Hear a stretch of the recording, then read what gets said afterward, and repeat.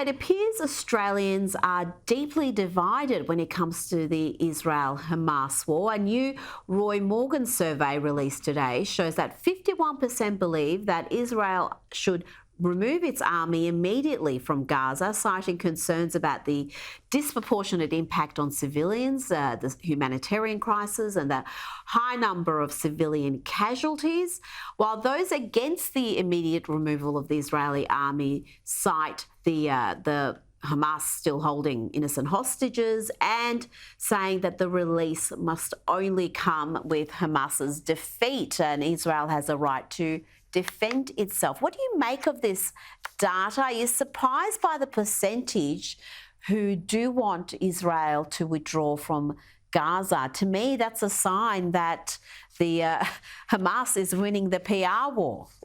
I'm not actually that surprised. On first blush, one would think it's surprising, but we've arrived at this moment, and there's a few layers of things that I think are shaping that.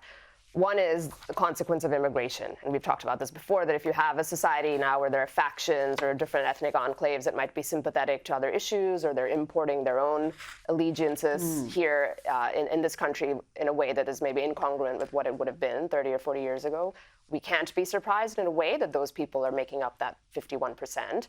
I think the media is shaping the narrative as well in some way, and there is a sympathetic picture being painted on the opposite side. And then I also think as time elapses between that initial atrocious attack that happened in the south of Israel and now, the fog of war dissipates and people do start to ask some of these nuanced questions of, what is the proportionate response? What should Israel be doing? It's happened before. Every time they're attacked unprovoked and then they defend themselves, this happens again and again. And so in a way, I'm not surprised.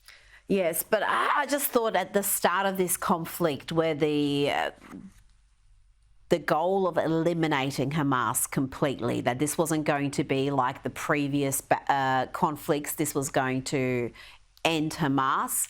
But that doesn't seem to have resonated with many people, because you are seeing these horrific pictures out of Gaza and you are having the Israelis held accountable for that rather than Hamas, who's putting their headquarters in hospitals, for example.